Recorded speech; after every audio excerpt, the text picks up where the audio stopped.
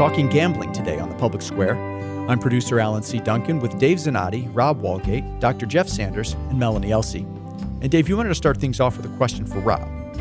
Rob Walgate, everywhere I turn, on the channel selector this time of year, it does not matter what the sports are because we're coming into a prime sporting season over the next several months. But everywhere we turn, particularly with all that's happening in the realm of football, it's sports wagering, it's sports gambling, whichever term you want to use. The commercials are perpetual and they're everywhere. Am I the only one that's seeing this, or is this going on all over the country?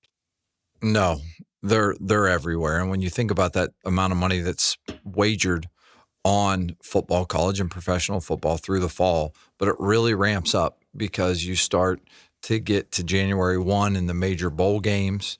We've come through that. Now you're into the NFL playoffs, then you'll be into the Super Bowl. Then you get into NCAA college basketball and March Madness, and that's where it kind of culminates. The line for gamblers that have been around for a long time would always be March Madness brings April sadness. And you kind of have to laugh, but some of us cry when you hear that because March Madness truly does bring April sadness for the amount of money that is wagered and lost. And we look at it kind of like as a big dollar amount in the billions.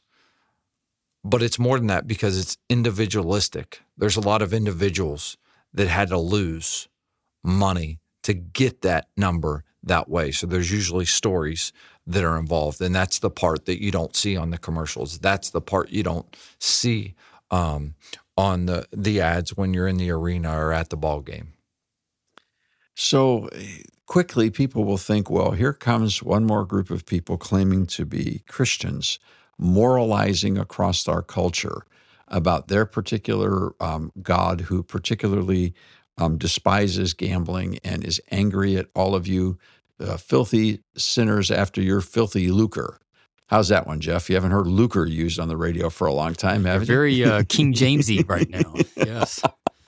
Either that or I thought I was more like Mark Twain. Yeah. In any case, I would like to challenge those who think this is a conversation about moralizing and perhaps ask if it isn't a conversation about loving our neighbors and common sense. Because we've said this for years, the organization that we get the privilege to serve, the American Policy Roundtable, which is the parent company of the Public Square Media Network, we do not advocate our opposition to gambling based upon a set of scriptures that says thou shalt not gamble, because you won't find those scriptures in the Bible. They're not there. Thou shalt not gamble is not the 11th commandment. And depending on how you define the word gamble, you have to be very careful. It's just like how you define the word credit. All credit is not bad credit. All risk-taking, while it may be gambling, so to speak, because it's risk-taking, all risk-taking is certainly not forbidden in the scriptures. In fact, risk-taking and courageous leadership is commended in the scriptures. The question is, how far is that idea from the concept of biblical stewardship? Because one thing that is in the Bible for sure is the idea that it's really stupid and even considered sinful to throw away resources and not steward what God has placed in your hands responsibly. Yeah, when we have these conversations, there'll be a lot of people that talk to me about it or come up to me and they say, Rob, I go to my local casino once a month and it's entertainment. And I lose $100, or we put that in an account. We say that's the money. We don't go to the movies. We go to dinner. We do that. And I say, okay. I said, I just need you to understand that casino doesn't care whether you show up or not. I mean, they're not making any money on you coming and spending $100. They need people to lose paychecks. That's how they can run the ads. That's how they can build the buildings. If you do the math and do the volume numbers, not enough people show up to lose $100 to keep the business going. That doesn't work that way. So why would someone get a thrill and find entertaining throwing away $100 a month? Because you hope to win 1,000. Because you hope to win 1,000, or it gives you that adrenaline rush, or it gives you that ability to it taps into something in your brain the same way that there's some people that like to drive cars really, really fast. There's some people that like to sip on alcohol, and there's some people that like to do drugs. See, I just like investing my money in things that over a period of about 20 or 30 years, I can look back now that I'm able to look back now and see how that money grew. That is what gives me a thrill and peace of mind when I can no longer work. Okay, but you do things, Jeff, that are entertaining to you and to your family that don't pay off big dividends 20 years down the road. And what if the person says, well, gambling is my form of entertainment? I'll never forget a local community where they were debating whether or not there should be Indian gaming in that community. This was years ago. Yeah. And I remember a woman who testified, this is at a local city council, and she said, I go to Atlantic City once a year. I take $300 with me, or whatever the amount was that she stated, because I know I'm going to lose it. That's my entertainment. If you bring a casino to my neighborhood, I'm going to lose my house. You know, it was the... I was there. I heard that. It was the behavior. She understood her own behavior and habits. So not everybody has the self-discipline to say, I'm going to set aside $100 and use it for entertainment. For too many people, it's not entertainment. Too many people, it's the elusive win that they keep going for. Well, and the game has changed now because everyone has a casino in their pocket on their smartphone. You know, that's the new game in town. So we're talking about things from years and years ago. We need to talk about what's happening today. You know, I know high school students who have these gambling apps on their phone that people in my family are telling me, oh, you know what? He won X amount of dollars. He won $250 his first time out. And they were saying this to me like it's a great thing. And I'm thinking, you know, that's the bait, right? You know, that's the hook to get you to think I'm going to win money off of this. So people are going to have to exercise a lot of self-control not to try to keep tapping back into that kind of thing. Yep. So is gambling, I mean, it's not a substance. You don't ingest it. But gambling is an immersive experience. And is that experience for some people addictive? Yeah, it can be very addictive. And I think about it in a way, I guess, where the promotion of it in many of these instances are coming from the state. The government is directly involved in being the bookie. And that's the part I leave scratching my head. It's one thing if you show up with a group of friends and you all throw $1,000 on a table and attempt to play a card game. It doesn't work that way when the state's the bookie. Your friends may tell you to get away or go out, or they may say, no, we're not giving you any credit because we know you're not good for it. It's not gambling in a form of entertainment with one another. It's, hey, I'm sitting on my couch. I have an issue. The state is regulating what I do. And the other part about it is the state also gives these gambling interests, these gambling owners and operators, the ability to throttle how much you are allowed to wager, because there are some out there, listen, a very, very, very, did I say very enough?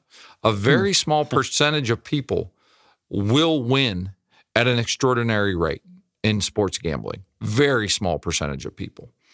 And these gambling operators can then throttle down the amount that those people that win are allowed to wager. What other business entity in this country has the ability to regulate what you can do based upon the benefit that can come to you? Have you ever seen a restaurant where someone maybe shows up and they say, no, we're not going to sell you the big steak tonight because it looks like that won't be good for you or us? I mean, where does that happen? You can't eat here 7 days a week. We're open 7 days a week, but you can't eat here. Yeah. So basically you're saying the game is rigged in the favor of the powers that be. It's always been rigged. It's the same reason you can't use your mind in Las Vegas to count cards and win in blackjack. You're not using any outside influence except for your brain, and they're allowed to tell you, no, you're not welcome. You can't play here. How does that function? That's like telling Patrick Mahomes he can't change the play at the line of scrimmage or throw sidearm. Like, what other game are you not allowed to play at the highest level of your own capacity? So it's like, why would you want to play a fixed game? That's my question. It's not whether gambling's right or wrong, but why would you want to play a fixed game? Well, and of course, the game has always been fixed. Now, again, if people are unfamiliar with this conversation, we have been having this conversation here at the American Policy Roundtable since 1988. And you say, once again, well, is that because of a religious conviction? No, we're going to say it again. The Bible doesn't say thou shalt not gamble. I think the Bible might say in a number of places that it's not a good idea to be stupid. And it's a particularly bad idea to be stupid with money. Mm-hmm. And if you've been given resources and assets that you are throwing away in a rigged system because it's fun for you, I have a real problem with that from a biblical point of view, even if you have, quote, the money to waste. Even if you have more money than you could possibly spend in your lifetime, and you're saying, I now have the ability to waste what I want on myself because it's fun, is that why God permitted you to prosper at the level that you have? And Rob, isn't the addictive factor higher at a younger age? Like, aren't people between, high upper teens to maybe your upper 20s more likely to fall into addictive habits with gambling? Oh, for sure. That's where it's going to start. My wife teaches high school, and the amount of students in her classroom that have those apps on their phone, as Alan mentioned, those high school students can fall prey to it, even though legally they're not supposed to be allowed to do it. Shocker, they find a workaround and they're able to do it. And when she'll have conversations with them, I think it kind of like flips them out a little bit that Mrs. Walgate can talk the gambling language, that she can understand what they're saying, and she tries to warn them and let them know it's not all unicorns and rainbows. There's some disasters that can happen. All right, thanks, Rob. Let's go to our quick break now and then come back for more of this conversation on the Public Square. Please stay with us.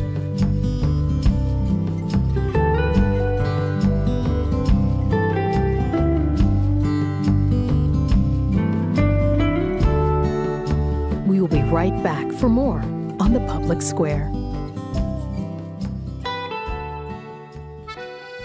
My wife and I were recently sitting around a campfire with friends discussing the issues of the day. Everyone involved in the conversation were parents of grade school children. One dad asked, should we be worried about raising children in today's world? Now that's a question that has been asked for hundreds of years.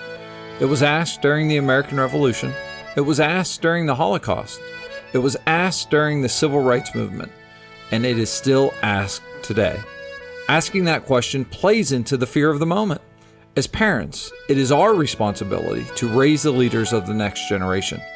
The work of the Public Square and the American Policy Roundtable is providing resources to help parents educate the next generation. From Christmas in America to the American Mission Series to YouTube policy briefings, our goal is to provide true truth that can be passed on to others and impact the nation. The work we do would not be possible without the support of listeners such as you. Would you consider a gift today to help educate the next generation of leaders? Every day, 535 people are charged with representing all of us in Washington, D.C. They preside over the largest budget in the world. They hold the Constitution in their hands. They can help protect our liberties or look the other way. 535 people. We put them in office. Isn't it time that we hold them in our prayers? A public service message from the American Policy Roundtable. Spreading the light of liberty across the land. Now back to the Public Square.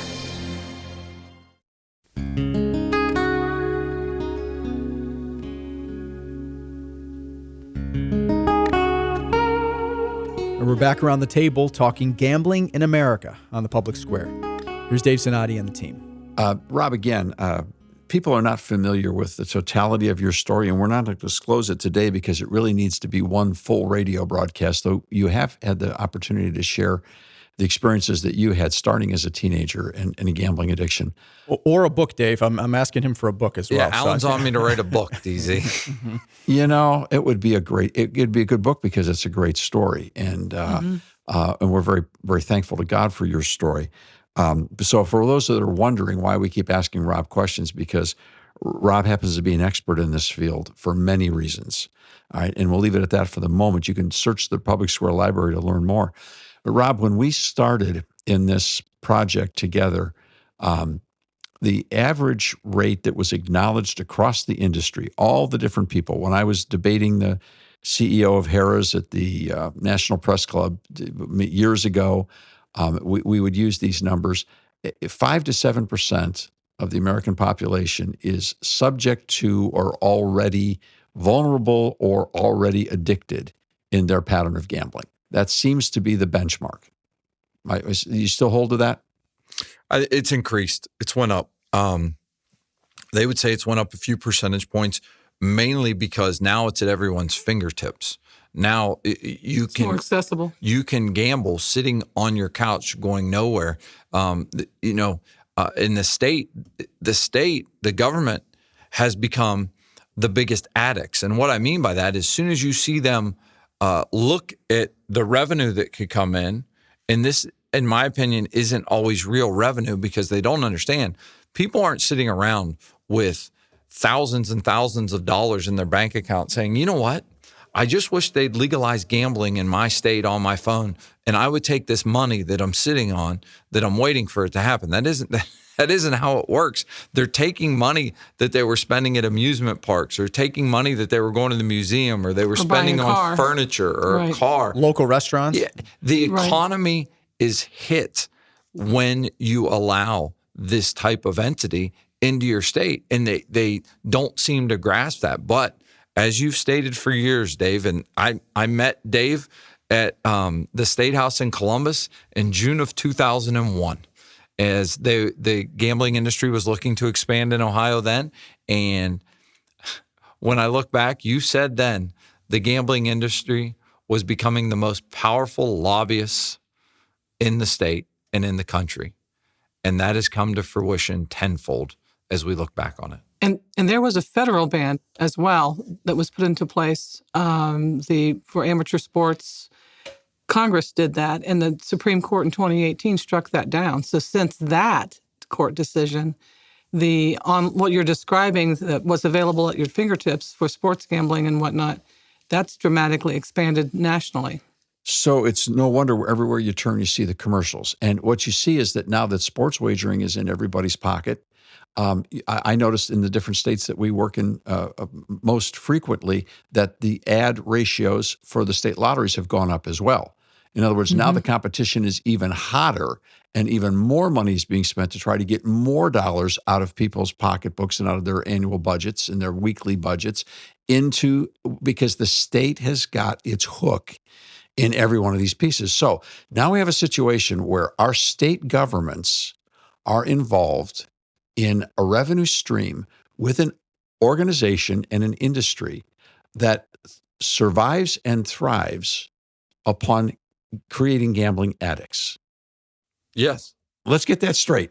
The government that is designed to serve and protect and uphold and defend the Constitution and the liberties of the citizens is actively taking money from and, in essence, making space for an industry that restricts and hurts and harms families, children, individuals, because it is an addictive substance that is destructive.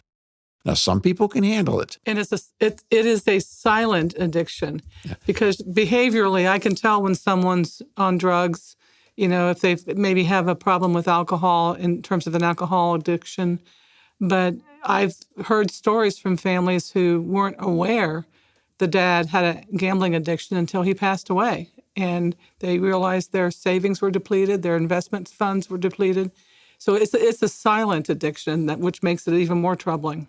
Yes, and when you look at the lottery across this country, lotteries are often talked about as it's for the kids, right? They fund education. Sure. It's for the kids. What I would ask each state lottery director is, can you give us a printout and let us know the amount of money spent on each state lottery, and then give us a breakdown of what zip codes each dollar amount is spent in. And then I would like to run those zip codes and see what the income per capita in those zip codes are. Because the lottery traditionally has done nothing but prey on the least of these. Yeah, it's just an indirect tax on the poor. That's really all it is. It's not the wealthy people who buy those lottery tickets. We have asked that question in committee hearings. We've asked Yes. that question in depositions. We've asked that question in proceedings. We've asked that question in the media, coast to coast. And guess what? No one ever answers that question, just like the question we asked the CEO of Harris at the National Press Club years ago, who was in an event where he was, it was an interesting event. I won't give you all the details, but the question we asked him directly is, can you tell us what percentage of your annual revenue from your casinos comes from what percentage of your customers?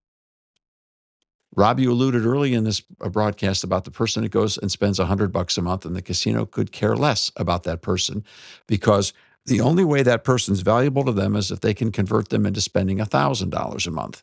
And once they get the person on that trail, the only thing they're interested in is to basically emptying that customer of every dollar that is within their capacity to get, because that's what their games are designed to do. Get you hooked and drain you as of much money as it is conceivably possible until you either get out, get into rehab, or go broke. You know, by the way, the CEO of Harris would not answer that question. And I said, excuse me, sir, you're not answering the question because you don't know the answer or because you know what would happen if you told us the truth? That's right. He didn't answer that question either. They know exactly, because now we all walk around with either on our phone or on our keychain cards for the grocery store or, our rewards cards. Yep. Who was one of the first industries to implement a rewards-based system? It was the gambling industry. Wasn't the gas station. How about that? How about people that always, they still say it. And there's, they still say it. Well, I get comps. I get my comps. I get comped at these places, they'll say. I get complimentary room, complimentary food. Well, there's a reason they give you a $2,000 a night suite. How much money are you losing? Because they're not just saying, you know what, you're going to come out here and you're going to win. You're going to win every time. So we're just going to give you this suite on top of we're going to let you take $1,000 away from us. All right, we're down to just a couple minutes. Two quick questions. Rob, are people who get hooked on gambling all just stupid? No, they're not stupid. There's a difference between the behavior and the person, right? There is. There's definitely. They're people that continually, and I know this from experience, and there's times you can act stupid and make stupid decisions, but they're not stupid people.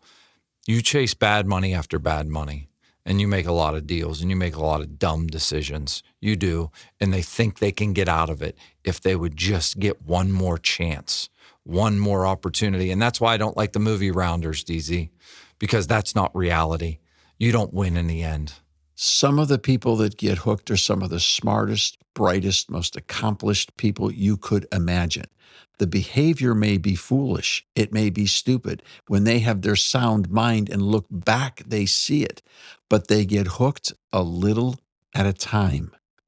Now, second point, we talked about an increase in gambling. Let's say that we now have gone from 5% of addicted gamblers to 8%. Over the last 20 years, particularly with the rise in the last 10 years of sports wagering. Okay, let's go with that. 3% of the adult population in America is 8 million people. Can you imagine that we have endorsed, participated, celebrated, made room for, and connected our state governments and our elected officials to a process that in just a short period of time has created 8 million people whose lives are in the path of destruction, and no one has any moral qualms about what we're doing to our neighbors? Is that just the definition of tough luck? No, and I would like to see more elected officials step up and say, you know what we need to do? We need to get rid of the lottery in our state. Because I'll use the state of Ohio for an example. If they got rid of the Ohio lottery tomorrow, that's $5.8 billion. $5.8 billion was spent. That's got to go somewhere. It's going to go back in the economy. Wait a minute. This is consumers in Ohio, in one state alone, spent $5.8 billion in a single year. That's how much money went to the lottery. Heavens. That is revenue from ticket sales and everything that they've done is 5.8, and it's going to be more than that when it's all said and done in 2023 for the fiscal year 2023. Can you imagine when you multiply that number per capita by 50 states, then you add sports wagering, then you add casino gambling, the kind of money that Americans are throwing away every year into the casino industry that they could be using for other things? We have work to do. Yes, we do. Thanks, Rob, Dave, Jeff, and Melanie for this conversation. And thank you, our listeners and friends of the Public Square. We'll see you next time.